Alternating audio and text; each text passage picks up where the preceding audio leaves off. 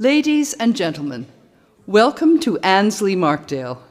We hope you thoroughly enjoy tonight's performance, and to make your enjoyment complete, we strongly recommend you have a seat cushion from our friendly front-of-house staff. There are 2 wheelchair-accessible washrooms on this level, adjacent to the main entrance, and there are additional facilities on the church's lower level. In the highly unlikely event of an emergency, there are exits in each corner of the sanctuary leading to sidewalk, garden, and Highway 10. But please use the highway side doors only in an emergency. Lastly, the usual friendly reminder and admonition about phones and other noisemakers. Thank you. We acknowledge with respect the history, spirituality, and culture of the Anishinaabe, 6 Nations of the Grand River, Haudenosaunee, and Wendat Wyandot peoples, on whose traditional territories we gather and whose ancestors signed treaties with our ancestors. We also recognize the Métis and Inuit whose ancestors shared this land and these waters. May we all, as treaty people, live with respect on this land and live in peace and friendship with all its diverse peoples. We acknowledge with... Thank you. I feel a bit like a stewardess. I should have been pointing out the exits and entrances. Anyhow, welcome. Good evening, ladies and gentlemen. Welcome. Welcome very much, and thank you for being here this evening for another presentation in the Friends of the Museum Speakers Series. My name's Terry Mokri. Hakaru Najoli Nakaribu is a traditional Tanzanian Swahili welcome. It means good evening and welcome, and thank you for being here tonight. Tonight is somewhat of a sequel to a presentation that we had last year. A sequel in the fact that the same presenter is back. As a matter of fact, he did such a good job, enjoyed himself so much, and we enjoyed him being here last time that we've invited him back again, the Friends have, to do another presentation. Born in Italy and moved as a young lad to Copper Cliff in Northern Ontario, just outside of Sudbury. Matter of fact, he lived not very far away in Little Italy from the smelter that existed in Copper Cliff. Our presenter went on to high school and then to university, where he got degrees in the sciences, biology, I believe. And from there on, his life followed a particular path. In the 1970s, when Science North, the big museum in Sudbury, was established, he became one of the staff there. He was known as one of the Bluecoats. Now, Bluecoats were the science communicators who basically put presentations together, did research, met with the public, and represented the Science North exhibits and the museum itself. And of course, they were called Bluecoats because that's the color of the coat that they wore.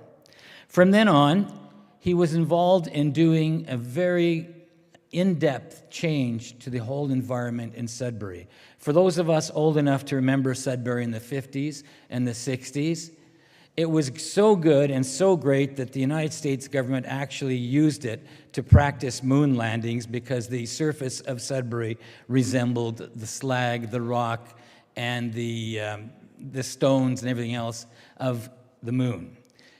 Well, what happened was there was a sudden big change. Someone said, well, it just made the chimneys bigger in IMCO and all the smelters. They did that, and that helped dissipate the carbon dioxide, wasn't it? Sulfur dioxide, thank you. Sulfur dioxide that existed there. But the biggest change was using limestone, crushed limestone, to interact that with the soil and to negate the acidic sulfur dioxide that was in the soil. So today, Sudbury is a completely different place than it was in the 50s, 60s, and early 70s. Matter of fact, in those days, that was the kind of place that those of us in Southern Ontario traveled through, up Highway 69 to Highway 17, head west, close your eyes through the prairies and open up again in British Columbia. And that's the way life was in those road trip days. But that has changed. As a matter of fact, Sudbury has become a destination for many, many people. And many people spent not only their holidays, but have decided to spend the rest of their lives and retirement in the area of Northern Ontario, Sudbury specifically. Our speaker went on from there and did 1,000,001 things. And in the research of the kinds, his biography actually, in researching that, I found out that he had been involved in TED Talks. He was involved in the restoration and the restoration of the soil, restoration of Sudbury itself, and has been doing a lion's share of things up in Sudbury. Tonight, he is going to be talking about how the good work and legacy of Jane Goodall affects us all. This was a series of presentations that he had done and research he had done while he was at Science North. So without any further ado, I'd like to introduce our guest speaker today, Franco Mariotti.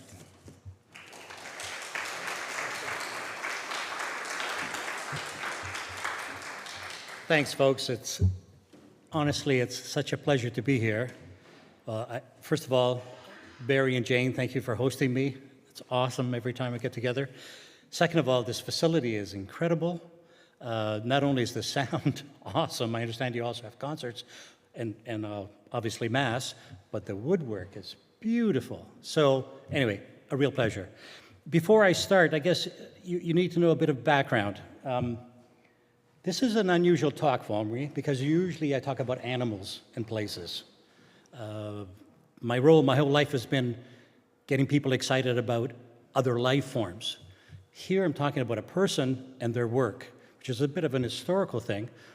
But the reason I've chosen, because her work, she being Jane, has changed the way I look at myself on this planet. And if you really look at her work, you should have the same result. So if I do my talk successfully tonight, you will walk away from here digesting some of the things I'm going to tell you, and hopefully your thoughts will evolve about the way we look at other living things on this planet and what our interaction should be with them. Second thing you should know, how did Science North, a little old science center in Sudbury, get involved with Jane Goodall, a household word?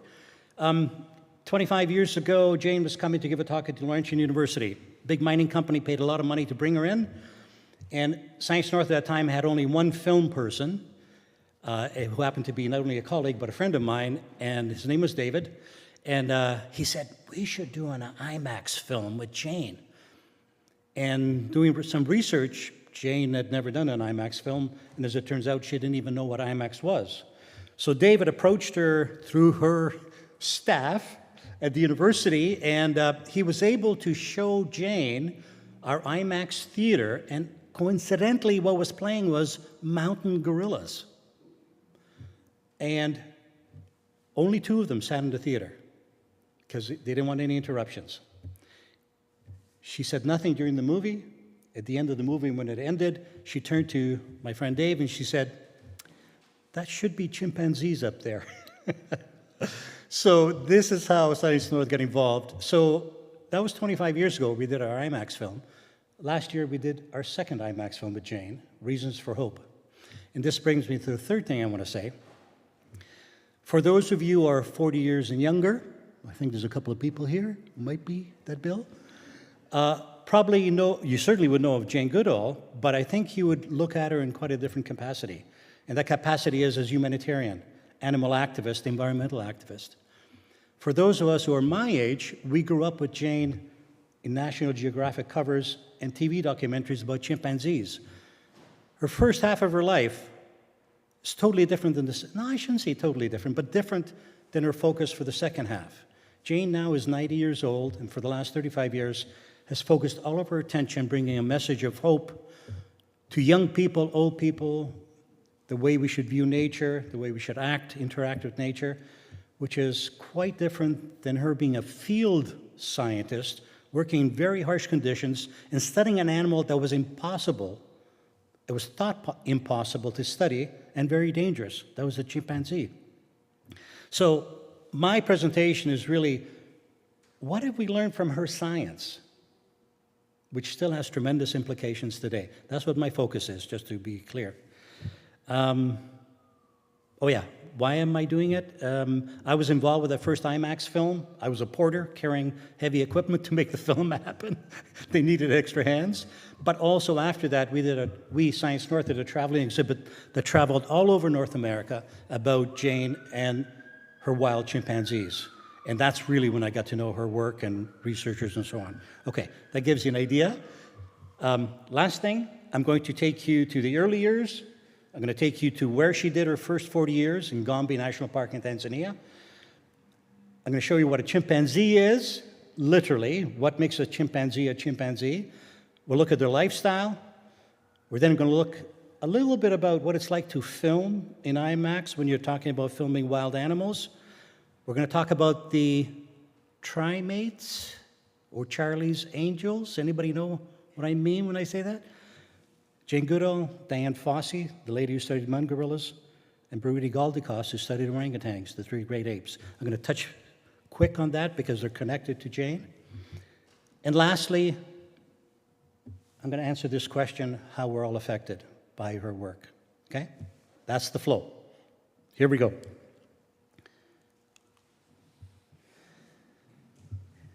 From the innocent dreams of a child who dreamt about going to Africa to study and work with wild animals, to the adult woman who's become a household word, Jane Goodall, who opened a window into an animal that we thought, first of all, was impossible to study, but when she did, devoted a major part of her life, and in the process, not only opened this window into an animal that is so much like us, but actually redefined what it means to be human. Scientists often think of Jane as the Charles Darwin of today. Her scientific papers were prolific. Her public books and articles have also been prolific, as well as the documentaries. She went to Africa first, and she was 23 years old, and the only reason she went there, well, the first reason was she always wanted to go to Africa, but second, she had a friend whom Jane had gone to school with back in England. So her intent was to visit Kenya for 6 months in a farm. But while she was there, she went to visit the National Museum, who was led by this man, Dr. Louis Leakey.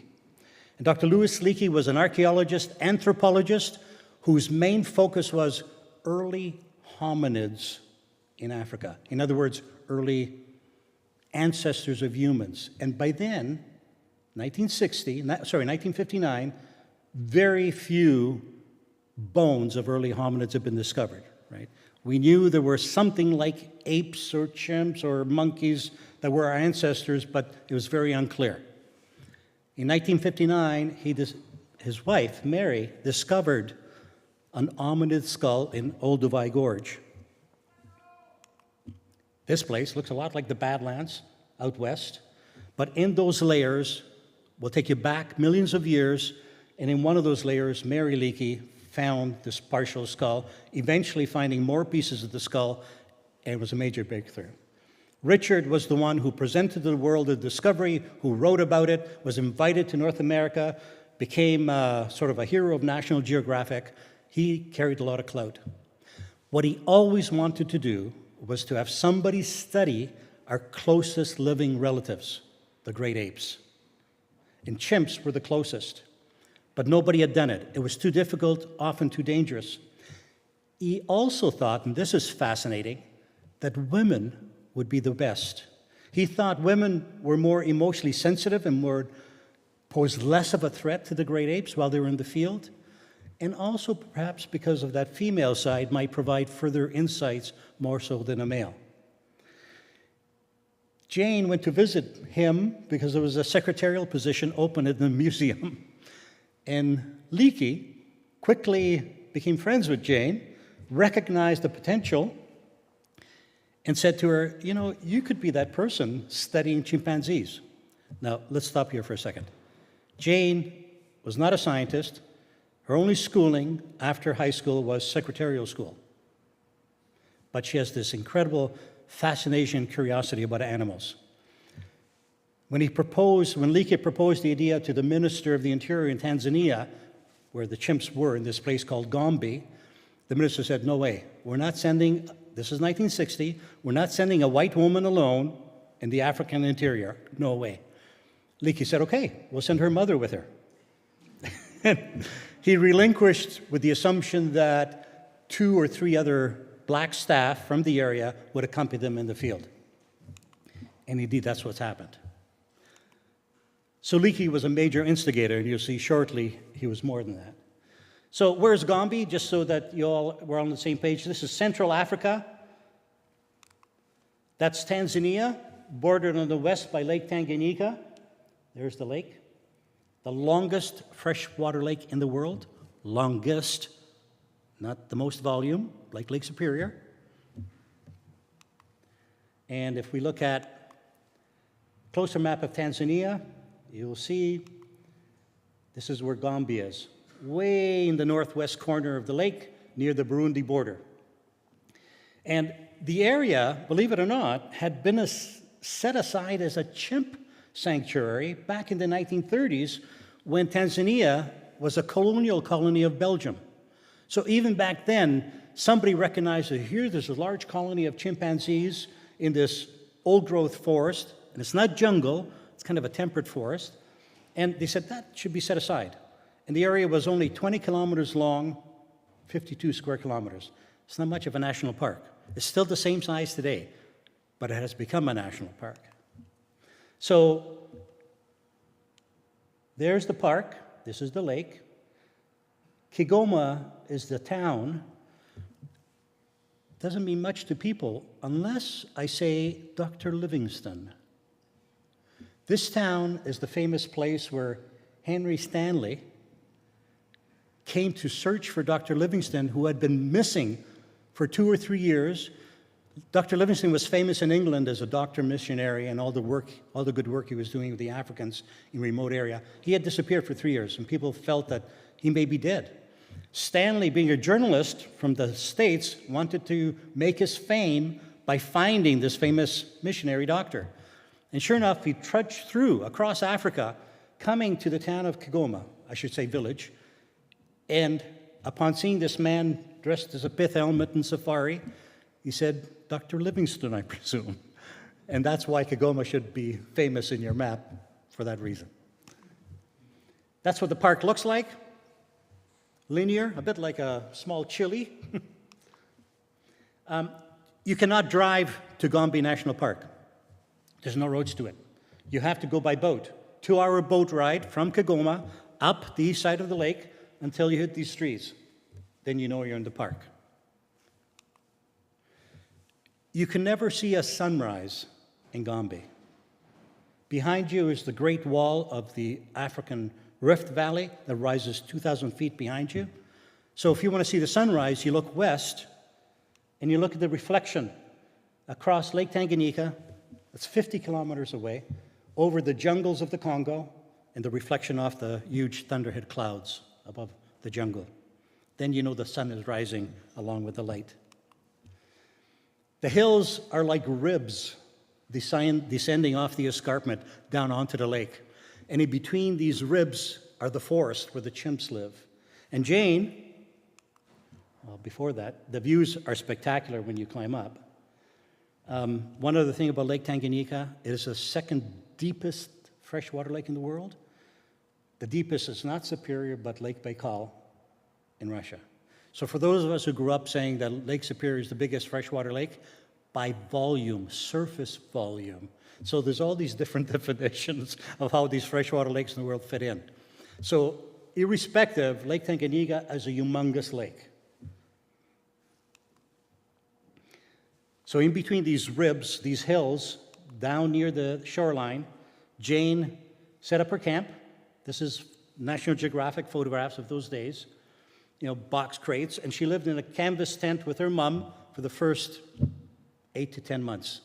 And Jane herself will tell you that's one of her favorite times, is hearing the rain on the tent during the rainy season, the smell of the canvas. That's her mom, Van, and she also credits her mom for having such a strong influence on the way she looks at animals.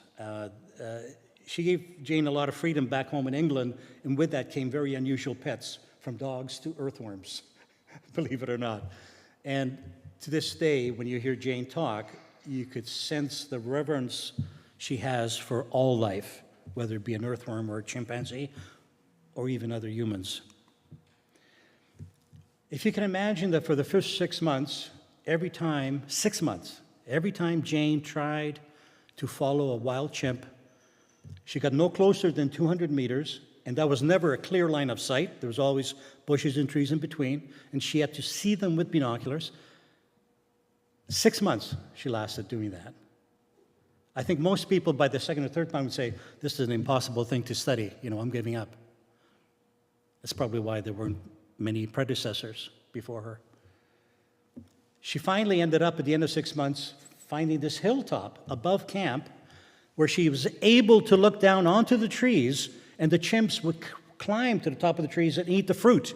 And that's how she studied their behavior first, their interactions. So they saw them, compete for food, act as a social unit, but it was still hundreds of meters away until, this is a taken picture. National Geographic gave her cameras. They couldn't afford to send a photographer. Leakey wanted National Geographic to document her work because she was discovering so many great things, and they couldn't afford to send one. So they gave her a training session with cameras. The first year she sent all the film back, they didn't take any. In the second year, they took one picture, a self-portrait that she took of herself on top of Jane's Peak looking out, which is kind of a romantic vision, right? But apparently she wasn't that good a photographer. Well, how can you blame her if you've never really have, and back then it would have been, SLR, 35 millimeter film. Jane has written all her life, and if you've ever read anything written by Jane, she's an excellent writer. Excellent writer. She's articulate, she captures the human spirit, she captures the animal spirit, great descriptive, but that's because she's written every single day of her life. During the day when she took field notes, she would rewrite them by hand or type later on. The typewriter came later. She would rewrite them in good so people could understand her notes. But then at about 5 months, the occasional chimp ventured into camp to steal bananas. And one of them became David Greybeard, which I'll show you in the next picture. So through that experience, she realized you don't train the animals to get used to you. The word is not training.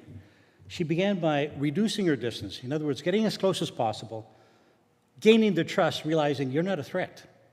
You're a fly on the wall, but I'm going to follow you. But that takes time, repeatedly. Then it helps if you can give them something like a banana that she discovered by David Greybeard coming to camp. Then observe. That is called acclimatization. To this day, this is practiced by any scientist in the field who studies especially primates, even larger wild animals. So think about for a minute.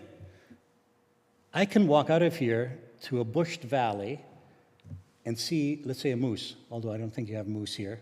I'm used to seeing moose at home. Maybe a deer. How about that?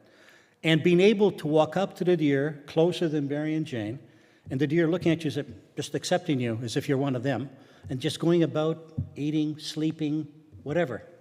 It's an incredible feeling to be able to walk beside these. Now, there's a bit of a distance we keep, but you can walk beside them. You're a fly on the wall. They don't interact with you. And Jane, in the beginning, yes, interacted with bananas, but today the researchers do not interact. They're not part of the troop. They're strictly observers. And the chimps mostly respect that, except the young chimps are often curious and will come up and, what's in your pocket? You just stay still. You don't do anything. So that's acclimatization that she really developed as a field worker. This is David Greybeard. And this was a chimp who Jane thought was quite smart because he showed signs of being very curious, paid very close attention, would not run away from fear after a little while. And she got so that she could follow David. And she describes this moment, this profound moment she had with David Greybeard a few months after she started following him. She would follow him through the bush, and often get scratched with the thorns, and watch what he's eating. And she would discover his favorite food. And on one occasion, David sat down, just looking out, looking around, kind of ignoring her. And she was a few meters away, and she saw this nut that David likes to eat. So she picked it up and offers it to David. And David looks at it and just ignores her. And she insists. She was like, come on, take it. And David turned around, grabbed her hand gently, held it with the nut for 10 seconds. Then he took it and he threw it on the ground. It's like saying, thanks, but really, I don't want it. And she sensed that, looking at him. This is what he had meant. The bond that this totally non-human creature had. She realized, these are not your normal wild animals. There's something there that is very different. This hut where she raised her son, Grump, I think. I'm trying to remember what his nickname was. Anyway, and there's a lot of baboons here in Gombe. Both chimpanzees and baboons hunt small primates. A human child is a small primate. They could become food. So you don't leave your child unattended. And growing up, her son spent a lot of time in what eventually became a large cage. But whenever she was there, and her husband, who was the filmmaker eventually for National Geographic, they would, of course, go exploring together. So what makes a chimp? What makes a chimp different from the other great apes? Well, let's have a look. They are, first of all, a great ape. So what is a great ape? Four species. Chimpanzee, bonobos, which are found in Central Africa, which is often referred to as the Western chimp, but a separate species, right? They do look like chimps, but less hairy. The other great ape is, of course, gorillas. And you have two subspecies, mountain and lowland. They're a great ape. Orangutans, the only non-African great ape found in Southeast Asia. And then there's a fifth great ape. The naked great ape, that's us. We're part of the great apes. So scientifically, if you look at how does this fit in chronologically, so the great apes here, orangutans, gorillas, chimpanzees, and humans, there's kind of a lesser ape, and these are the gibbons, the ones that fly through the forest with the long arms, and monkeys. So great apes are not monkeys, although people often called chimpanzees monkeys, they're not. Simple definition, monkeys have tails, and often hairy faces, where apes have naked faces. The other amazing thing, chimps and humans share 98.8% of identical DNA. Identical. 1.2% is what makes us different in appearance, sometimes behavior. All those you'll see, that's hard to separate. What are gorillas? 98%. What are orangutans? 97%. And as the lady who studied orangutans will tell you, orangutans never really came out of the trees, where gorillas and chimps did, and humans. Our ancestors came out of trees. We started walking bipedally. So it's amazing, the closeness. If you look at a chimp in profile, look at the difference here. If this was a human doing the same posture, the shoulders would be lower than the hips. We have long legs. If I was a chimp, this is where my hand reaches. So when I go like this, my shoulder stands very high. That helps them to climb. Look at their hands. They have a thumb, but it's far back. So if you want to know what it's like for a chimp to hold a hammer, get a large rubber band, put it around your thumb, then grab the hammer. They're not as prehensile as you like to think. They are prehensile, but can't do certain things we can. And if you look at their feet, they're like hands. Look at that toe. That's for wrapping around trees, branches, like this. That toe is wrapped around the branch. So essentially they have 4 hands, 4 arms and 4 hands to be able to climb. So you may think that they can't walk upright like we do. Well, think again. A chimp can walk almost a kilometer like this, like we do. If they want to run, they'll get down on all fours. They're faster. But walking like this, they can do it, but not as much as we can. What's neat is, if you look at a chimp's face, you could tell roughly how old they are. So right now, that milky white face, that's a 2 or 3 year old chimp or younger. As they get older, it becomes chocolate milk in color. This is a preteen chimp. It's actually Galahad, one of the favorite teenagers. Look at the chocolatey face. He's 8 to 9 years old, maybe 10. Just becoming into puberty another year or two. When you're mature, 20, 30, 40 years of age, you get a grayish black face. And if you're slightly older, your hair turns gray like humans do. So raises the question, how old do chimpanzees live? In the wild, 40 to 45 years of age is common. That's like humans without medicine. In captivity, chimps can live to 50, 55 years of age. Their young is once every 5 years. And they reach puberty at 12 to 13 usually, like humans. So let's follow some chimps around and learn about their lifestyle. They do sleep in trees, and they feed primarily in trees, because they 90% vegetarian. In fact, before Jane came along, everybody thought chimps are vegetarian. So are gorillas, strictly. As you'll find out in a little while, they're not 100% vegetarian. So they eat fruit, love figs. 50% of the diet is wild figs, but they'll also eat the occasional insect. And they'll come to the ground for those berries that are on the ground, or if they want to get from one tree to another fruity tree, which may be a kilometer away, they'll use the ground. They won't swing in the trees. Most places in Gombe, it's an open canopy. It's not like a closed-in jungle where they could swing like Tarzan from vine to vine. But here, there are these beautiful golden seeds, about twice the size of a chokecherry, and the seed is as thick as a chokecherry. And they'll get a whole mouthful, and they'll chew, not breaking the seeds, but taking the pulp, and then leaving behind a softball-sized ball of seeds. And think of it. These then will germinate and spread that species of bush that they were feeding on. So chimpanzees are extremely important for the biodiversity of a forest. These aren't the only seeds, as I mentioned, they eat. Others. So they help distribute all the different species around the forest. They're not the only ones. Fruit bats do the same, and probably some of the monkeys do too, right? So they're part of the ecosystem as a whole. But as Jane discovered at the end of her first year, they'll also hunt down colobus monkeys, velvet monkeys, even mongoose on the ground. I actually hunt them down, kill them, and eat them. This, over the 40-plus years of study, actually 50 years, we now know this is mainly the dry season, when there aren't fruity trees, where leaves have dropped off the trees. Good thing to eat is meat. That's a good way to get your protein. And also, those animals would be easy to see up in the trees. This is Gremlin. She's 22 years old. She has twins, almost unheard of with chimpanzees.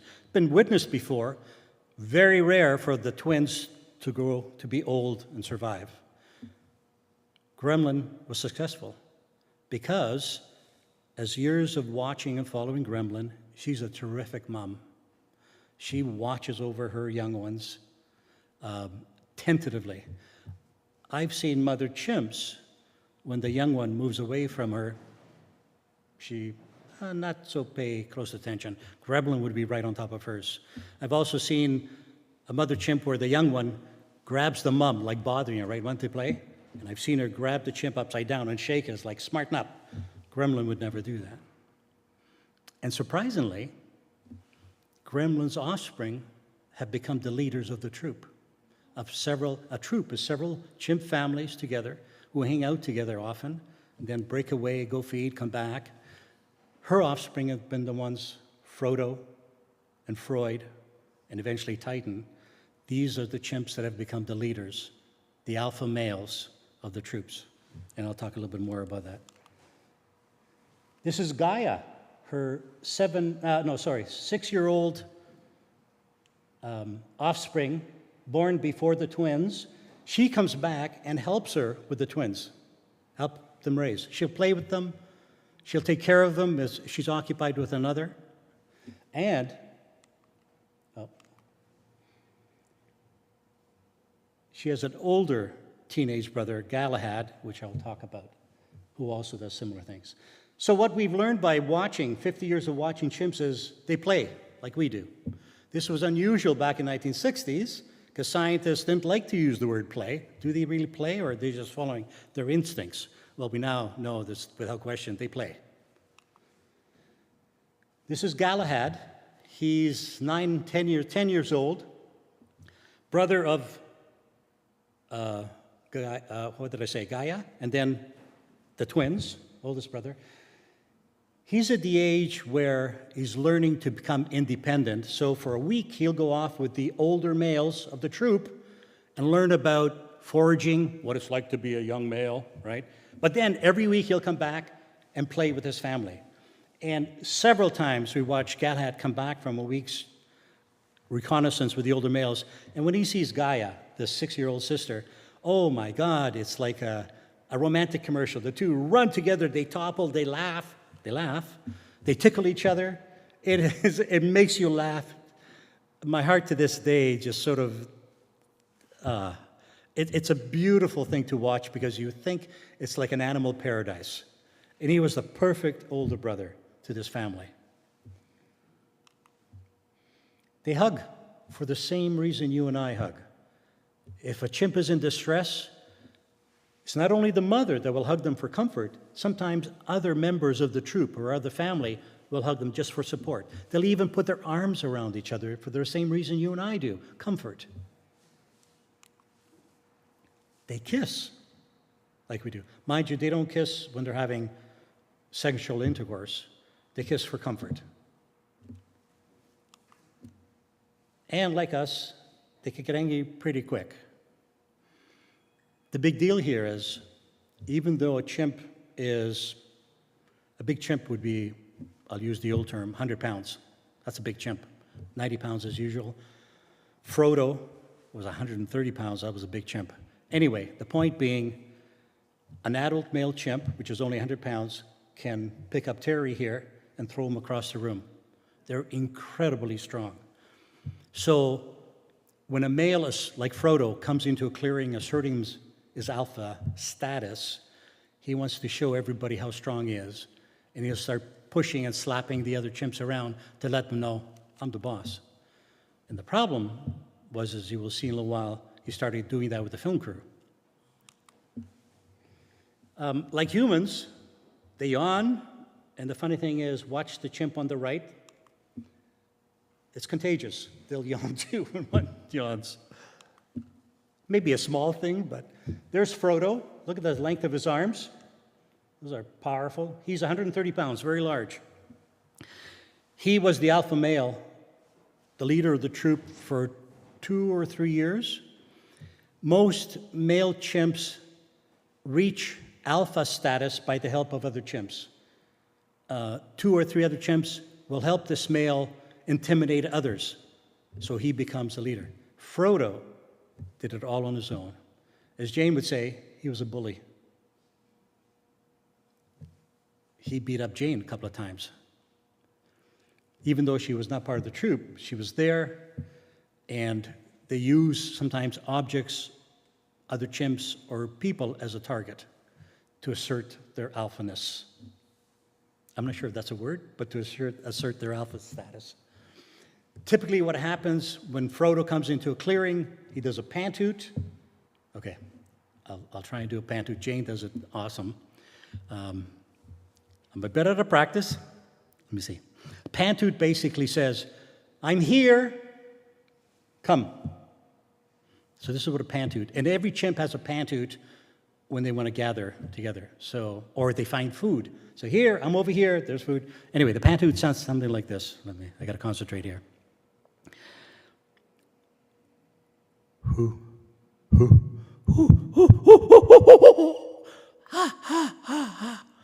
Pant hoot. That was so-so. Chimps could do better. Jane could do a lot better. Anyway, you get an idea. And this is really loud. You could hear from a long ways off. And what, interestingly, chimp followers have discovered over the years is that chimps can lie by using their panthood. Often, when they find a tree full of trees, chimps are out exploring for food, they'll do a panthood and gather everybody. Some selfish chimps have been noticed to do a panthood to say, hey, there's a whole bunch of food. The whole troop goes there, there's nothing, and he goes off where the food is all on his own. They call that lying, because that's essentially what it is. He's making them believe that something else is there. He fooled them. This is Fifi. If you read any of Jane's observations in Gombe, this is the famous female chimp. She saw, I think within the first 2 years, she saw Fifi being born. She's 40 years old in this picture. She has raised several alpha leaders. Now, the way they name chimps in Gombe is any animal with the F word, like Frodo, Freud, goes back to Fifi. Gremlin, did I say Gremlin was the father of Frodo? That's not right. It should have been, well, in fact, I'm going to show you the family list. Anyway, she was the mother of, Frodo was an alpha, Freud was an alpha, and then because they ran out of letters in the last few years, Titan has become an alpha male, who's also quite a bully, but all related back to Fifi. She could just see this wisdom in this chimp. She would lie in the clearing like this, looking at you, kind of wondering what's going on here, guys. We were setting up the camera and so on. There's a quick lineage. Fifi, mother of Frodo, who gave birth to Titan, who became an alpha. There's Gremlin, who mated with Frodo to produce Gaia. That's the 5-6-year-old chimp. We're not sure who the father was in the other instances, but this is the way down lineage. And I must tell you, when Frodo came into the clearing and started pushing Fred, one of the cinematographers, he literally pushed Fred out of the way. And on another occasion, he smacked Fred like a huge slap on his back. And I began thinking, okay, Fred starts with an F, Frodo. And then I thought, oh my God, Franco starts with an F. But no, that was a little bit too much. Didn't happen. In the first year, Jane not only discovered and changed the definition that chimps were vegetarian, right? They were meat eaters. But the most important thing is they made and used tools. So here's an example of Gaia, that 6-year-old female from Gremlin, who watched Gremlin at one point make a tool and seek out food. So what you're seeing here is a branch that she broke off a tree, got rid of the leaves, then she reached down into a termite hole. Now the pictures, I apologize, are a bit blurry, so I'll describe them. She stuck the branch inside termite, and termites react when the nest is disturbed by biting. They're soldier termites that defend the nest. So they bit the branch, and when that happens, stirring it a little bit, she'll take it back out, and you see the termites here hanging on, and she treats the stick like a popsicle stick, puts it in her mouth, goes, and then you can see that very delicately crunching on these soldier termites in her mouth. It's got to hurt, but termites are one of their favorite foods. So Jane, when she first saw this that first year, she sent a telegram to Leakey. And his response was this famous phrase, now we must redefine tool. Because definition of humans up until 1960 was humans were the only animal that created and used tools. That was a part of her definition. Well, he said, we have to redefine what a tool is, redefine what man is. Back then, humans were called man, right? That'd be a bit sexist today. Or accept chimpanzees as humans. Well, we redefined. Tools are no longer part of the definition of what a human is, because many other animals, let alone chimps, now crows use tools, magpies, even insects use tools, right? One thing in Gombe is, I mentioned there are baboons. And baboons actually are a little bit bigger than chimps, not in weight, but they can be very intimidating. Take a look at their teeth. That's nasty. Chimps don't have teeth like that. Chimps are like you and I, right? Flat teeth. Chimps and baboons play, young chimps. And once in a while, they get carried away and they get mad at each other. And every time I watch this interaction that accelerated, a chimp will pick up a branch and start waving at the baboon, or sometimes even get a rock and just throw it. They're not very good at throwing, the accuracy. And the chimps and the baboons will back off. And I asked the researcher, I don't get it. They have this menacing-looking teeth, baboons do. Why don't they just attack the chimp? He says they're intimidated by the chimps because of the tools. Baboons do not have tools. One of the things that Jane has done that's worked really well, she got the locals involved in the study. So now in Gombe, easily half of the researchers in Gombe are Tanzanians. In the beginning, they were porters. They helped carry equipment. And some of them became so good at where the chimps were and who the chimps were that Jane said, you should do research studies, you know, and they did. This is Shedrack from a local village, well, I'm not sure how close to Gombe, but he is from Tanzania. He has his PhD in chimp research at the University of Colorado, I believe. Wow. He is now the head of chimp research in Gombe. Jane's empowering the locals to be involved is one of the reasons why Gombe is still around, why the chimps are still around. Because not only are locals employed as staff, but some of them have become the researchers themselves. They have a stake in what Gombe is. And to be successful at saving the species of chimpanzees, that's what you need to do, is get the locals involved. Prime example. This is what acclimatization is. Shedrack would follow chimps like anybody else around all day and know more. But I must tell you, my first night in Gombe, we sat around the table having supper with the researchers. To me, everything was new. But the researchers talking, oh, I'm going to throw this name out. Oh, Debbie has stopped seeing so-and-so. They had a fight. And they broke up. Oh, now they're seeing each other. And I thought they were talking about the researchers. They were talking about the chimps. It was like listening to a soap opera. These people are so involved from day to day in the life of chimpanzees that their lives are integrated. And I wonder for those researchers who spend 2 or 3 straight years in Gombe, what it's like to go back to civilization. It's got to be tough mentally. Oh, boy. After 3 or 4 years of the amazing discoveries that Jane was doing, Leakey was worried she had no credibility. She wasn't a scientist. Now, I'm not saying this is demeaning or anything. Honestly, she was a secretary by training. So how can she go into an institute, scientific institute, and talk about, this is my discoveries of chimpanzees? Nobody would believe her. So Leakey, because he was so well known, and he did his PhD in Cambridge, talked to the powers that be in Cambridge, and Jane became the 8th person to enter a PhD program in all of the history of Cambridge, which is hundreds of years, not to have an undergraduate degree. She went directly to a PhD program. Some of the scientists didn't like what she was doing. For example, she described personalities amongst the chimps. And the feeling of the day was, animals don't have personalities.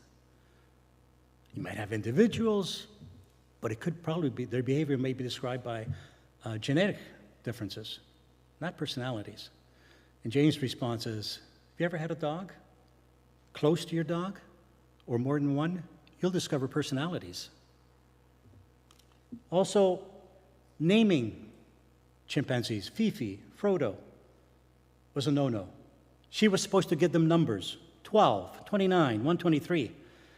In later years, Jane described an encounter in South Korea where she was giving a lecture.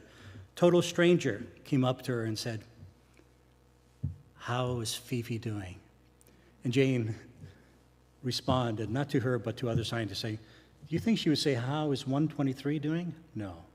It's the names that gave them personalities or complemented the personalities. And honestly, there is nothing wrong. Other scientists today name their subjects, whether it's a lion or a polar bear, right? It's quite a common practice now. If you read Jane's description, it sounded very emotional. Well, she was an emotional person, but in time, all of her descriptions will be proven by documentary films about the way these animals behaved. It just took the scientific world a while to use the terminology that Jane was using. She's redefined the way fieldwork is done. And lastly, and one could understand this, you're creating an artificial environment if you're giving them bananas, which normally they're not used to. And that kind of makes sense. And she would watch them competing for the bananas, fighting sometimes, and she would observe their behavior through the interactions with the bananas.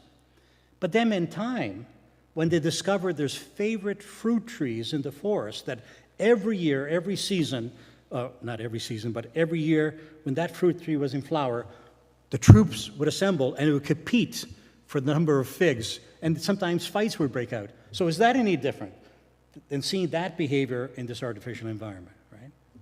Now, by the way, they don't give them bananas anymore. That's stopped. Because their whole approach is now following them in the wild like this fly on the wall. She became the cover girl for National Geographic.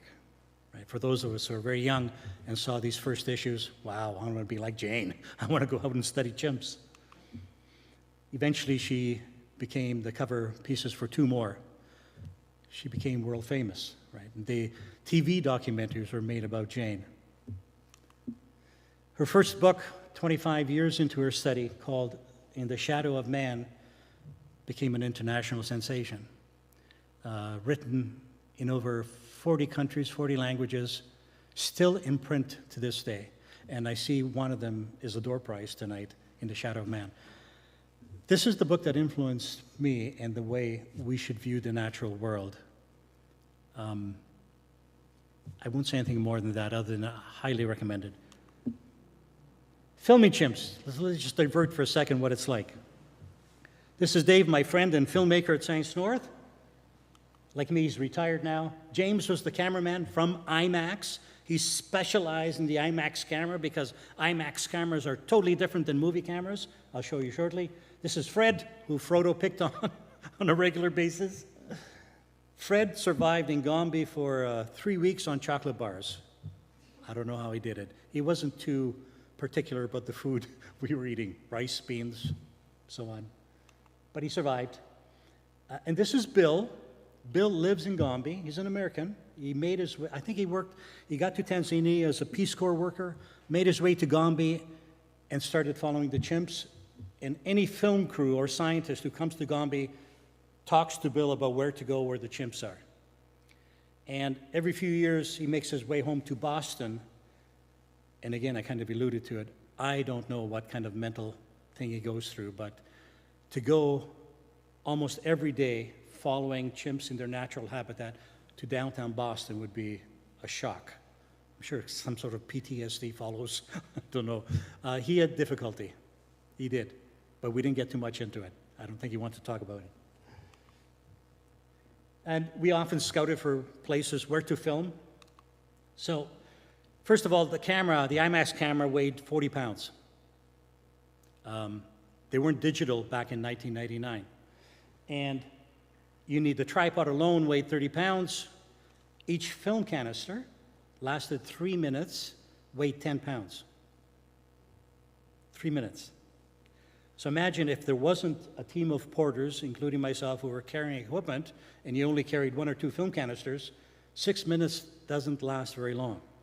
And when you see the final film on the screen, for every 1 minute you see, 20 minutes has been shot, right? So a 40-minute film, what's that? 400 minutes of film that was shot, these huge film canisters. And they helped us, the local porters. This is, finally, we settled on a clearing where the clearing acted on the side of a hill as a crossroads where chimps would come out of the forest and go through and go to another trail to get down or vice versa. And this is where Jane did a lot of her early banana studies, so we knew it was very successful and very highly visited. The question was, though, so this was supposed to be a test shoot, meaning we were going to see if filming chimps with this huge camera, which made a lot of noise, was even possible to shoot a wild animal. The American Association of Science in the States gave Dave $150,000 to see if this was possible. It was a test. So let's see what happens. There's the camera. When you set up, they just don't come out. It's not like, okay, action. Sometimes we waited 4 or 5 hours. And sometimes, I got to go back. This literally happened. James fell asleep on his lens. Now, I'm honest with you. He woke up, and I said, James, you woke up too quick. I want to take a picture of that. So he pretended he was sleeping. But he actually did fall asleep on the camera. So I think it's fair if I show this, but I told you the story. Talk about mimicking. Gimbal, Gremlin's brother, older brother, would show up occasionally. And he was a curious chimp. And he'd just join us, sit there, and watch us. So, at one point, after a few hours, here comes Galahad, our favorite teenage, almost teenage chimp with other chimps. And so the camera starts rolling, and he stands up. It's like, oh, something's going on here. And he comes closer, and we keep shooting. The film runs out. Fred changes the film. Galahad here waits. And as we discover, what he's doing is he's looking at the reflection of himself off the lens. It's a mirror for him. This is the final screenshot in the IMAX film, the first one. Jane Goodall, Wild Chimpanzees. Remember it was a test shoot? Well, it was so good. What you are seeing here is he's looking at his reflection. At one point, he raises his hand. Now, if you're on the other side, as you are watching the film, there's a 5-story screen capturing Galahad from his waist to head. He's looking straight at you as an audience and almost raises his hand to say hi. Of course, he wasn't waving, but he was seeing himself. He was imitating himself. And Jane's words are, to view other animals in their element and to see what they see through their eyes. It was a perfect, beautiful shot. And as I said, this was supposed to be a test shot that they finally used in the end. So that's Galahad. There he is there. He's only 10 inches from the camera. Remember Gimbal, the guy who imitated me when I was sleeping? On occasion, he would come to the clearing, and he'd sit there.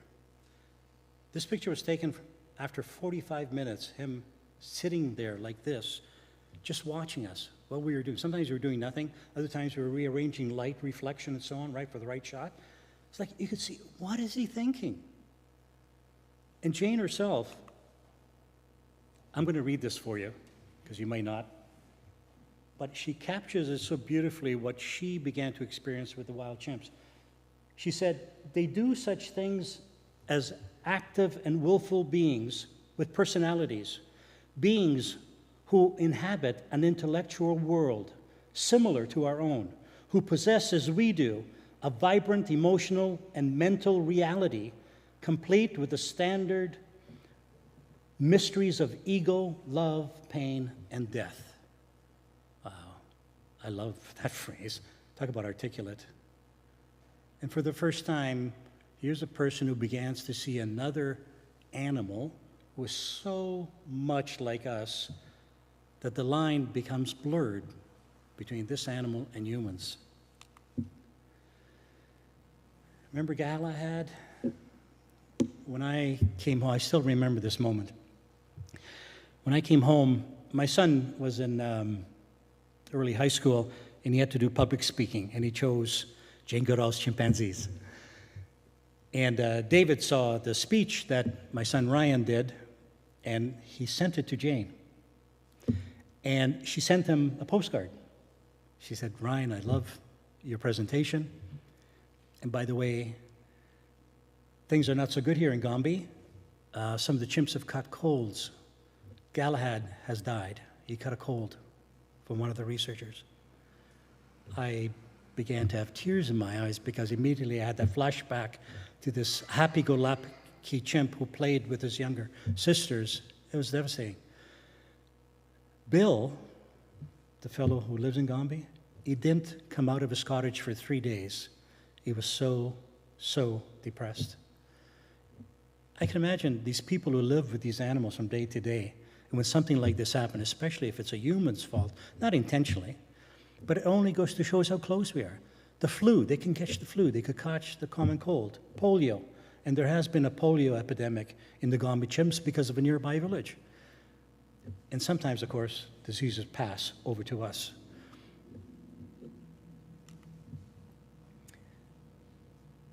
Let's just briefly break away. We're almost done here, but the trimates, Leakey's angels, what are we referring to?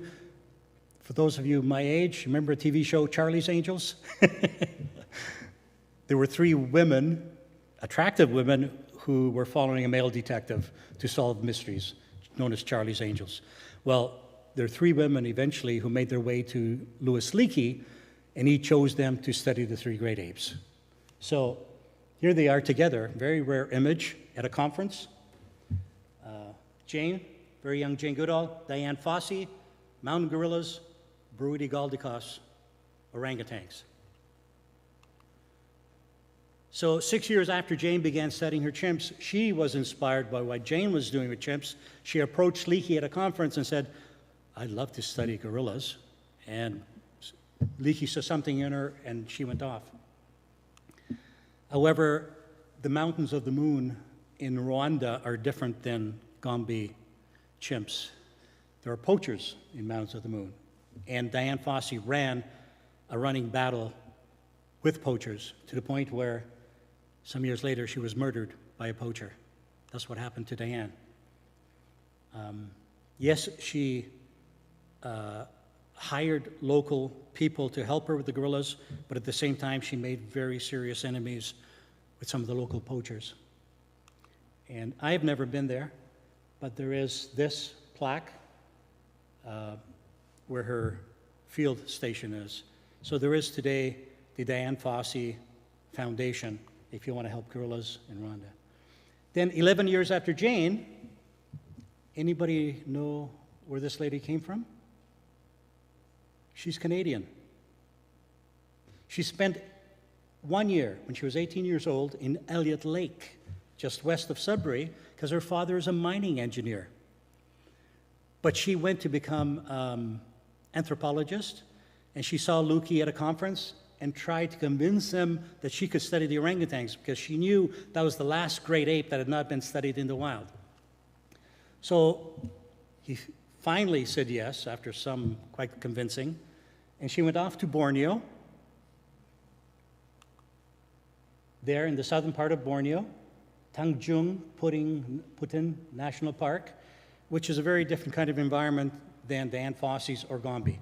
It's true jungle in swamps. So her following, there it is there. Her following, first of all, it's very difficult, a 2-day boat ride just to get to the park, very remote. And I was involved in another IMAX film called Born to be Wild in documenting some of the way they filmed it. And we did a traveling exhibit. 2 days boat ride just to get to the edge of the park. It truly is a jungle. You could swing through the jungle with vines, although you probably bump into other trees. And unlike mountain gorillas and chimps, they're up there, always. I mean, they do come to the ground, but very rare. And the trees here are 100, 120, 150 feet tall. So you need binoculars to study orangutans. And when you're following them as they go along the treetops, you're in and out of water that has parasites that burrow through your skin. Borneo also has the largest number of poisonous snakes. What else? Wild pigs that can kill you. It's a nasty place if you don't want to be there. But she persevered. The males are very different from females. They have these huge cheek pouches only when they become sexually mature, 12, 13 years of age and older. Very impressive. And in time, people would bring her orphaned orangutans that were used as pets. Then they got a little bit older and became dangerous and gave them to her. So she started rehabilitating orangutans back into the wild. So her place now, oh, and by the way, they make nests like gorillas and chimps. Look closely, that clump is a nest. That's about 90 to 100 feet up. That's what they look like. And they make a new nest every night. So do gorillas and chimps, by the way. She became a cover girl for National Geographic. 1975, I think. There she is 40 years later. So she spends half the year in Borneo and half the year teaching at UBC in British Columbia. Primatology. We had her as a guest speaker. Like all of the women, Jane and Diane, they became incredibly attached to their subjects to the point where all of them felt obliged to protect them, right? Diane, so much so that she lost her life because of it. But Jane, to this day, has created chimp sanctuaries, helped the locals protect chimps and so on. And Mariotti has done the same. She has created this amazing facility. This is a hospital for orangutans with a local vet. And here she is, the day we were there, an orphan, somebody stole it from the wild, from the mom. They usually shoot the mom to get the young one. And the rangers confiscated and gave it back. And she would spend the next 9 to 10 years rehabilitating the orangutan here, training them to eat live food, training them to climb, and then releasing them in the wild. Very, very long process. These are the houses where the different age of orangutans are kept. There's a worker who sleeps with them, who plays with them, and toys often are substitute for their, learning to manipulate.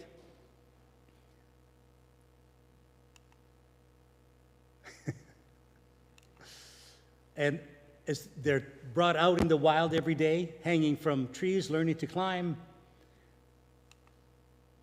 And they use mass transit system to get them around. The few months old to 4 live in the same kind of compound and certain sector of the forest. The 5 to 10, which are older and much more stronger, live in another section, another compound. And when we try to film, watching them play, they often used the camera crew as climbing objects. So here's one of them. This is not staged. He was trying to do some of the filming. This is a 6-year-old orangutan. He said, "What are you looking at? I want to see it too." Help out. It was, the crew fell in love with them, of course, you can imagine. And one of them, who was released back into the wild some years earlier, but kind of hung around camp. She sometimes would wander off into the jungle, but often she'd be in camp. This is Sisui. And then she was awesome. It was through her in camp that we learned some of the close behaviors from orangutans. Most importantly, she loved to take stuff from the film set, like plastic, and she loved to play in it. And then the handlers, if you call it that, the researchers would come and sort of try and get her out of there, and they'd start tickling her, and they laugh. And an orangutan laugh is similar to a chimp, if I recall. It's something like, that's like laughing for them. That's what she's doing at that point. But if you look at this picture of Mariotti, and here's her son, Frederick, when he was very young, that's Sisui, when she was very young. She grew up in camp, and they became the best of buddies. And Freddie, this is Fred, some 22 years later, you'd ask him, said, "What was it like growing up here?" He said his best friend was another orangutan who would come to his cabin every afternoon and wait for him to come out, and then they go off into the jungle. And my question immediately was, "Fred, "What did you learn from the orangutans?" And without hesitation, he said, "To climb." What's fascinating is that he was giving her some fruit, and she would eat it, stuff her face, and after a while, Fred didn't even say anything, just body language. And the two of them began the body language back and forth, communicating. "No, that's enough, no more." And he knew intimately how to communicate with this orangutan. He went to school in California, and he too, like Bill, has got to face this dramatic change in lifestyle, right? Civilization and then wilds. Anyway, okay, near the end. I began with how the work and legacy of Jane Goodall affects us all. Well, let's look at her 5 decades of research. First decade. Oh, and by the way, a normal PhD is 4 to 7 years. Normal. 7 years is a long time for a PhD. And most people who do their PhD often go off to a different path. Maybe the same animal, but something totally different, but often different animals, right? She's been studying them along now with other graduate students for 5 decades.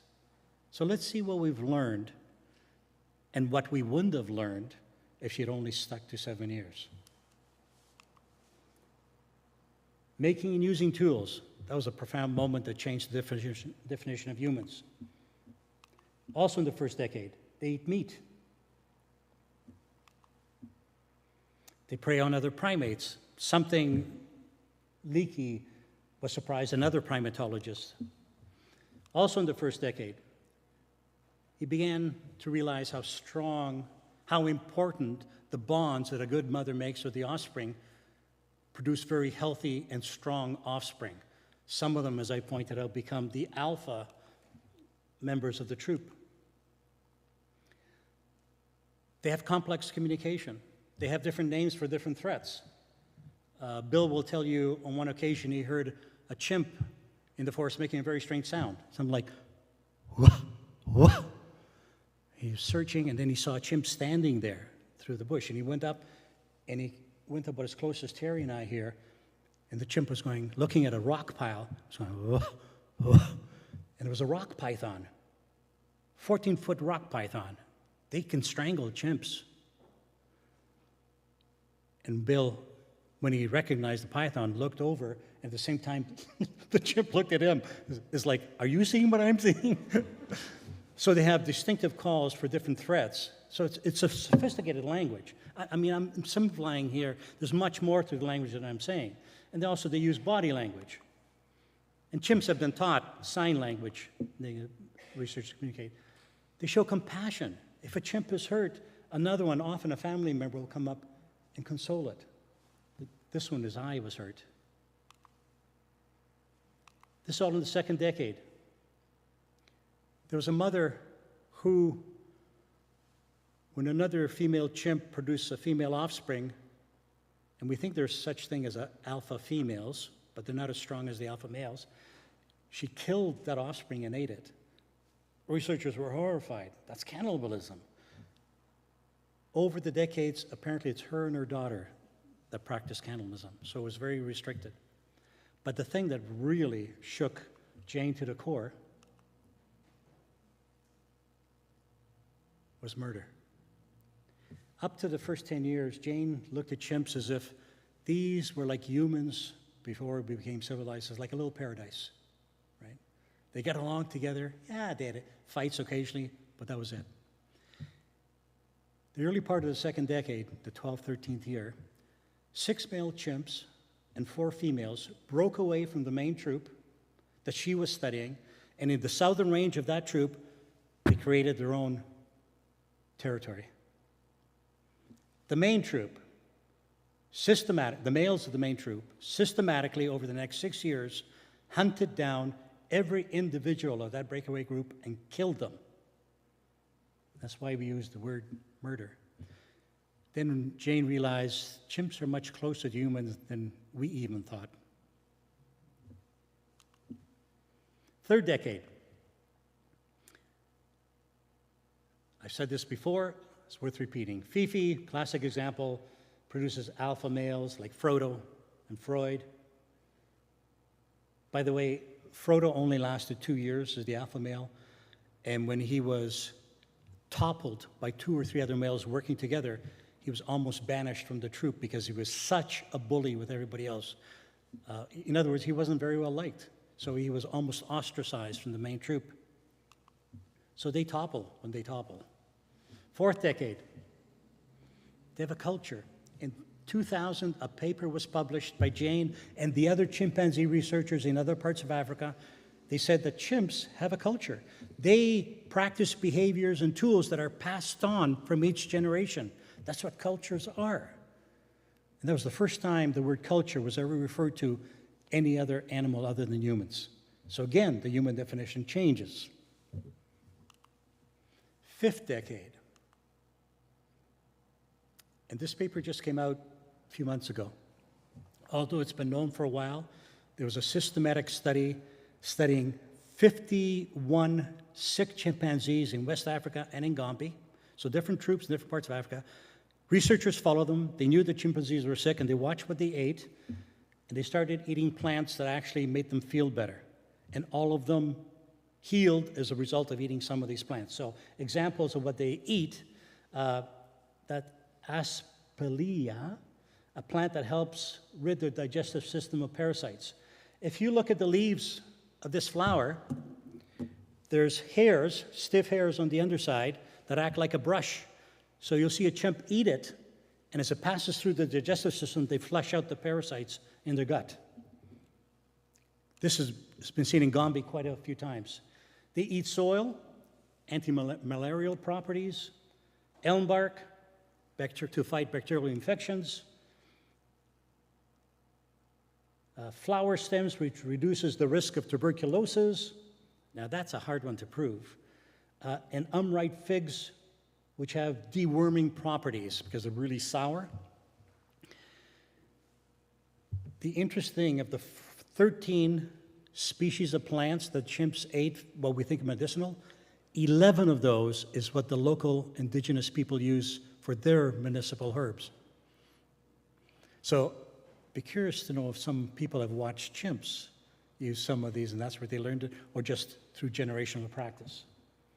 5th, final decade, which brings us to today. They have a complex social relationships, truly soap operas, demonstrate empathy, respect for elders. They've actually done studies if the older chimps are listened to more than younger chimps. And yes, the older chimps are listened to more than the younger chimps, which is kind of respect for elders. Have fun, they play, show compassion, resourcefulness. What about the science legacy? What's the big deal with Jane? I mean, she began as a secretary, and look at today. Over 300 scientific publications from Gombe. It's like an institute all to itself. 50 PhDs and masters have come out of Gombe. Again, like a small institution. 250 researchers, many of them women. And at least 50% of researchers in Gombe and in the field of primatology are women. Jane entered when it was unheard of women doing what she was doing. There's no question that all those covers on National Geographic and documentaries made a difference in young women growing up saying, hey, I could do that. We all know about that. Her famous book, In the Shadow of Man, was followed by Through a Window, 30 years into her research. Again, a superb book, but fills in more what was learned. And this is a chimpanzee Bible that Jane wrote about the chimpanzees of Gombe. You could read it. It's not a scientific paper, but it easily qualifies. If you want to study chimps, you read this. Gary Larson, for those of you who've been into cartoons, he was a famous comic. So here are two chimps. His drawings weren't always the best, but you get an idea. These are two chimps. One is grooming the other. Well, another blonde hair, conducting a little more research with that Jane Goodall tramp. When Jane Goodall Institute in the U.S. saw this come out, they wrote a nasty letter to the editor of the newspaper saying, this is insulting to Jane, you should retract it. Jane hadn't seen it. When Jane saw it, she started laughing. And she wrote Gary Larson a letter complimenting him on his humor. In the next book that came out, half or a certain amount of earnings from his cartoon book went to the Jane Goodall Institute. So it's nice to see that Jane does have quite a good sense of humor and related very well to this. Other books followed, but notice her last books aren't so much in chimpanzees as they are about the human and animal condition. Hope plays a big part, followed by this one. This is a superb book. And actually the story, there's a chapter here on the regreening of Sudbury, because she was impressed by the way we changed the city around, and Terry alluded to it. Her contributions, 16 books for adults, 11 children's books, and she's featured in over 40 films, including 2 IMAX films, ours, from Science North in 2002 when it came out, and last year, Reason for Hope. This is playing at Science North, but should be playing in other IMAX theaters, but just don't show up and expect to see it. If you're going to go see this movie just to see it, you should find out when it's playing. It may not be playing the day you're there or at the time you're there. Some of you may have heard about this, Roots and Shoots. It's a global movement that Jane began in over 100 countries, 10,000 schools, I think, where she inspires young people to do positive actions in their communities. So for 14 years, I coordinated the Roots and Shoots conference at Science North. During those 14 years, Jane was keynote 3 times. But the whole idea was we brought young people and old people who were doing great things in the community, from helping the homeless with handout sandwiches to planting trees, so on and so forth, raising money for Roots and Shoots. We gave positive examples, so when the kids walked away from that day, they had a blueprint to follow. Now, I'm not saying, we change everybody's minds. Some kids then get it. I could change the world, really? Little me? To others who instantly, oh yeah, I could do this, and started doing really neat things. That's what Roots and Shoots is all about. 3 pictures left. This is a picture I took of an orangutan hand reaching out to a human. To me, it's extremely symbolic. All the great apes, except us, are endangered. Chimps, bonobos, gorillas, orangutans. They're facing extinction, all because of our actions. And last year, UN came out with almost 1 million species on this planet are facing extinction. 1 million. Again, because of our actions. I came across a phrase that said, we're not the only species on this planet, we just act like it. We're a selfish species. We're self-centered. And we look at other life forms as if they're beneath us. We practice ignorance that leads to stereotype and prejudice against other life forms. I like to call that, and it's not a word, but I like it, speciesism. And it begs the question, is that any different than racism? We used to, I like to believe, have ignorance and practice prejudice against other human cultures because we were ignorant about it. And we use that to say they don't deserve to be treated the same way. Well, we know that's not the case. Anybody, I won't go any further. The point is, there is another way of looking. And this is a word that does exist. You can look it up. Speciesist, which means a person who looks at all other life forms as equal.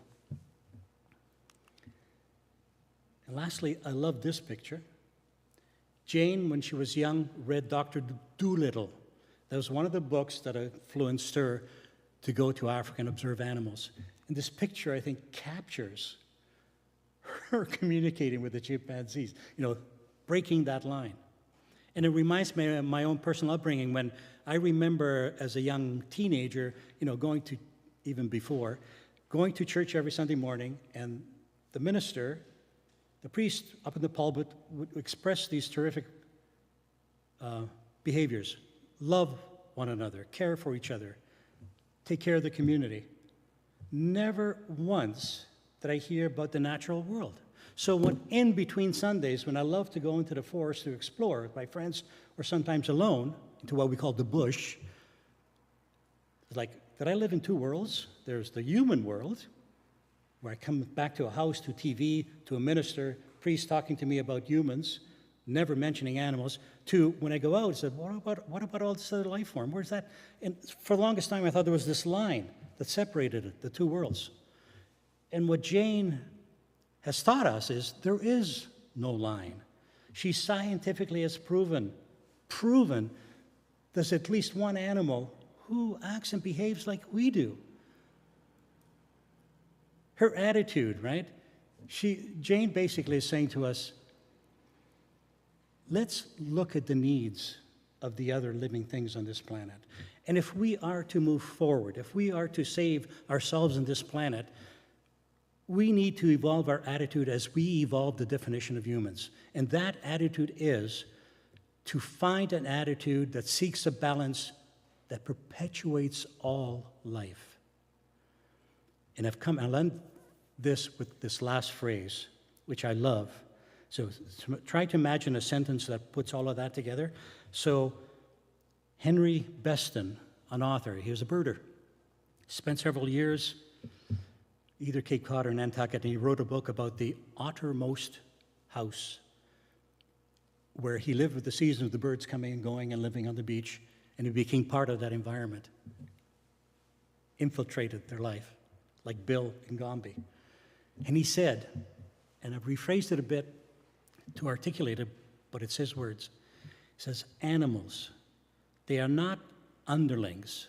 They are other kingdoms caught with ourselves in the tapestry of life and time, and together experiencing the hardships and the wonders of this earth. I love that, because that's what we should be striving for. That's it.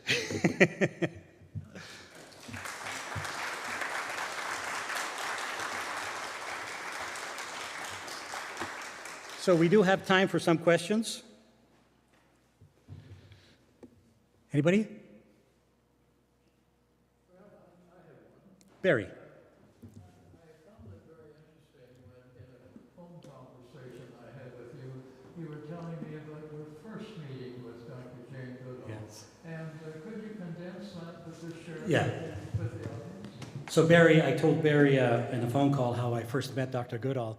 Remember, she came to Sudbury to give that talk, and Dave had approached her about doing the IMAX film, which she hadn't said total yes, and there's a reason. We have live animals at Science North, which I was in charge of, and I brought the live animals to Science North. So we have everything from snakes, mice, frogs, fish, to orphaned beaver and a porcupine, right? And these are quite thinking animals.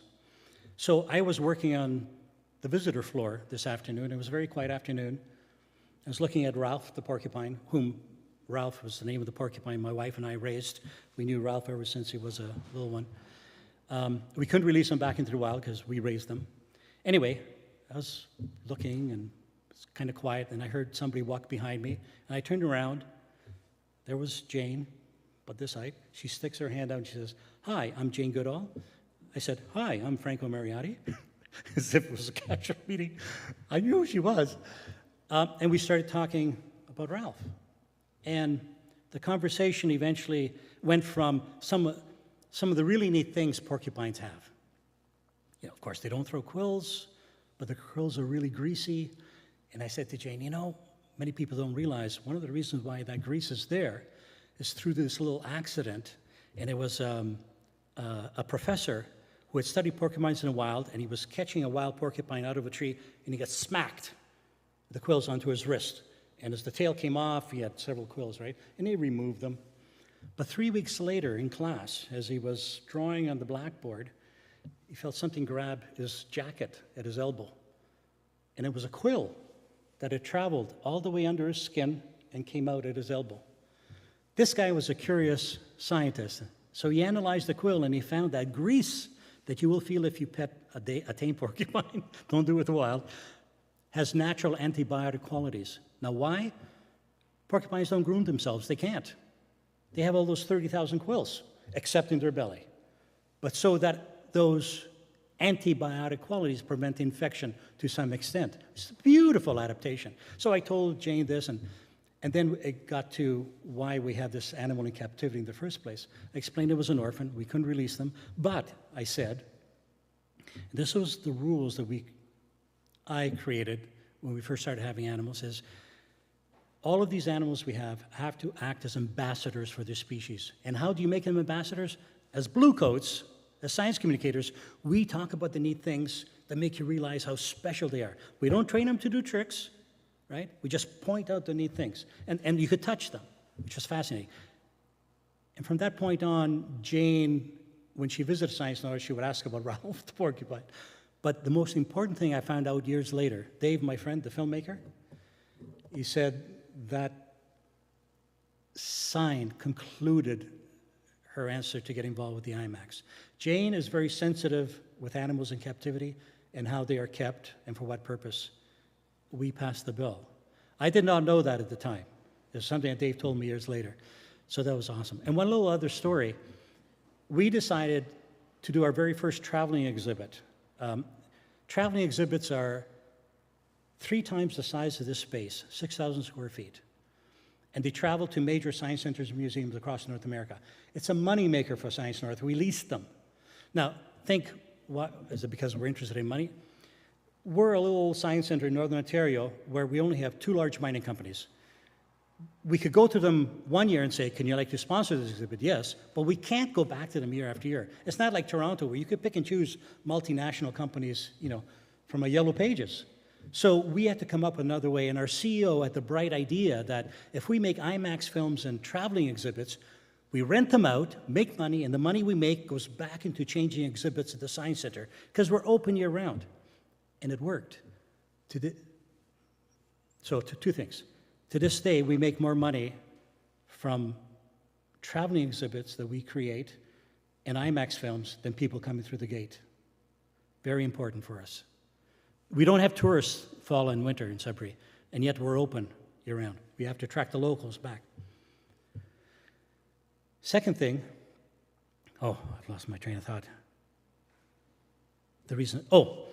So the day we decided to start the traveling exhibit, right? It was a big gamble. It's like, okay, there's a vision, we could do it, but we had never done it before. A traveling exhibit is $1.5 million on average. It's a lot of bucks for a little science center. Jane couldn't come to be part of the brainstorming of the exhibits, but her PhD student from Philadelphia could. She had spent 2 years in Gombe. Her name was Elizabeth. So the morning we gathered, we brought in designers from Montreal, Elizabeth from Philadelphia, and then our team, and we started brainstorming about what we could do, hands-on exhibits, making them interactive, not just static. An hour into this brainstorming, we get a knock on the door where we were meeting. It was a staff person. He said, you folks should come upstairs and see what's happening. It was the morning of 9/11 when the planes flew into the towers. We went up on the floor and there was a TV screen, and we watched the first video of the planes going in. Elizabeth, being an American, started crying. She thought, is our country being attacked? The world falling apart? So, oh my God. We didn't know what to do. We had 2 days planned, spent all this money to bring everybody together, and our first traveling exhibit, would it ever work? So we said to Elizabeth, we get it. Says, there's a boardwalk out there, go out for a walk. After you finish walking, if you want to continue, great. If you don't, we understand. We'll try and get you back home. She came back after an hour and she said, if we don't do this now, we'll never do it. And we continued. And that began this. We have an incredible reputation in the world of science centers for making traveling exhibits that are not only respected, but highly regarded. And in Jane's case, we had 9 signed contracts before we even finished the traveling exhibit. That's how popular her name was and the importance it carried. And that's unheard of. Usually an exhibit has to prove itself at a place. A lot of people went to see it. In this case, 9 signed contracts. Amazing. And that started our second business to help ourselves flourish in a small city that doesn't have a large population. We have as many people visiting the Science Center as there are people in Sudbury, about 150, 160,000. I think one year it reached 200,000. The Trans-Canada is a few minutes away, so people pull over, see us, think, yeah. Anyway, that was our first encounters with Jane, which she still has a great relationship with David and Science North. But anybody have any questions about the chimps or anything else? I have talked for a while. Sorry about that, getting harder. Anyway, I'll be around here, so please feel free to approach me and ask me questions. So.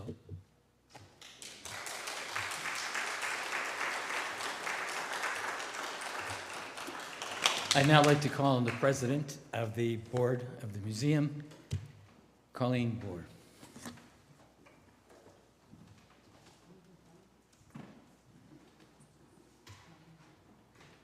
Thank you, Terry. But my official title is not president. Chair, perhaps. Chair of the Great Highlands Museum Board. Anyway, welcome everyone. Thank you, Franco, for a wonderful, wonderful talk. That was amazing. Like I knew some of Jane Goodall's story, but to have such an in-depth insight into it, like to show her reverence for life is amazing. That 98% of shared DNA really struck me as like amazing. And thank you for sharing her work and her philosophy, and so inspiring. We could all aspire to be, what you call it, speciesists. And I love that how you wrapped it up at the end, where we all share threads of the tapestry of life. That is the truth. Thank you very much for bringing the message for us. Thank you.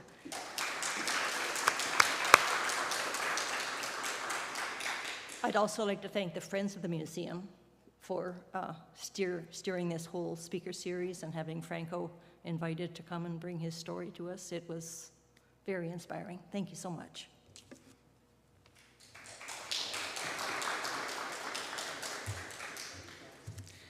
And Colleen, if you were running for president, you'd have my vote.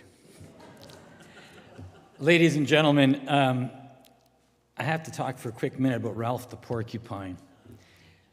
As a young father, taking our kids across back to Saskatchewan to visit the homesteads and across Canada, we'd often stop at Science North. And as you're walking through Science North, you're suddenly struck by a wall of odor. And you wonder, who in this group has not used deodorant today? And that was Ralph. That was the stinkiest porcupine I'd ever run across. And speaking about porcupines, we all in this area have a very close relationship. As a matter of fact, Jim and Elaine are sitting there, and they can attest to how many quills per dog they've pulled out over their years of experience. Your passion, your enthusiasm, it's inspiring and it's catchy. We all sat there mesmerized by your presentation. And I believe congratulations, not just to you, but to Science North, to the people who work there, to Steve, to Jane Goodall, because I think that kind of work should be lauded, and it is lauded, and I think to a higher degree. At this point, ladies and gentlemen, I'm going to ask Steve to bring up the magic box of tickets. So would you bring your little blue tickets out, because we're going to have our draw. And I'm going to ask Franco to do the honors of drawing the tickets out. Our very first, we have 3 donated prizes. Our very first prize, or draw prize, is, thank you, Scotty, can we beam me up? Our very first prize is a gift certificate from Artemisia Cheese and Fine Food.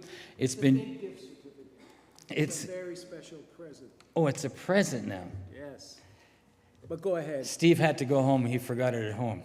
Oh, thank you. But I have to also admit that I forgot my speech at home, too, so we're doing well. We're proud. Anyhow, it's from, Read it. thank you, I will, Artemisia Cheese and Fine Food, donated by Gary in Flesherton. The winning number, the last 4 numbers are 4497. 4497. Come up and get your prize, please. And thank you to Artemisia Cheese and Fine Food. Our second is a book, one of Jane's books, and it is the one called Hope.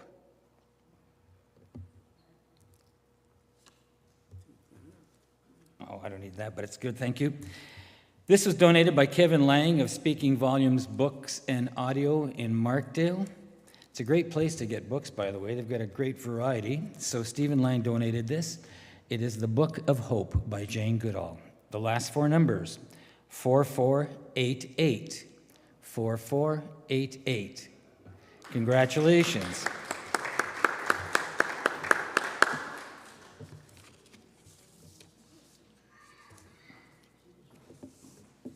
And finally, our last draw prize today is another one of Jane's books. This was the book In the Shadow of Man. I believe that was the second one she wrote. Is that correct? The first big one. The first big one, okay. Classic. And thanks, Franco. This was donated by the Friends. And the number is 4480. 4480. We have a person in the front row, another winner. We'd like to thank the donors for those three prizes, and congratulations to the winners. Thank you, Steve, and thank you, Franco. Ladies and gentlemen, thanks have to go to a number of people tonight. The first, of course, are the Friends and Barry and Jane. Let's give them a big round of applause. And, of course, Steve and Catherine. To Highland Grounds for the coffee and the tea. To Tim, our technical guru, somewhere up there in the lights. Let's give him a big round of applause. My wife, Catherine. I said Catherine. See, you can tell when a guy's been married for more than a few years. Don't forget my wife, Catherine. No, we didn't forget your wife, Catherine. But thank you, Catherine, too, as a member of the Friends. Our next speaker series will be on October the 18th with a special 17th. We have been having so much fun between October the 18th, 17th, and this date, the 16th, and the 17th and 18th and 19th. So anyway, sorry, it is the 17th. It is a Thursday evening. The next speaker is Ted Barris, and Ted Barris is a historical, a military historian, who is just finished his last book, and it's called The Battle of Britain. So it'll be a very interesting topic. I'd like to also announce that one of your calendars, circle your calendars, for the Flesherton Library's forthcoming Harvest Cafe. It'll be featuring the well-known Canadian actor R.H. Thompson. And you may remember R.H. Thompson. He played, I believe, the father as Matthew in Anne of Green Gables, and also in the series Anne with an E. And he has been to Flesherton in the past, so it would be nice to welcome him back again. On that happy note, ladies and gentlemen, we'd like to invite you to stay and talk to Franco if you'd like. There is still coffee and tea and refreshments in the foyer. We thank you very much for being here this evening. We thank you. We hope you're happy, safe, healthy. God bless, and hopefully we'll see you at the next speaker series. Good evening.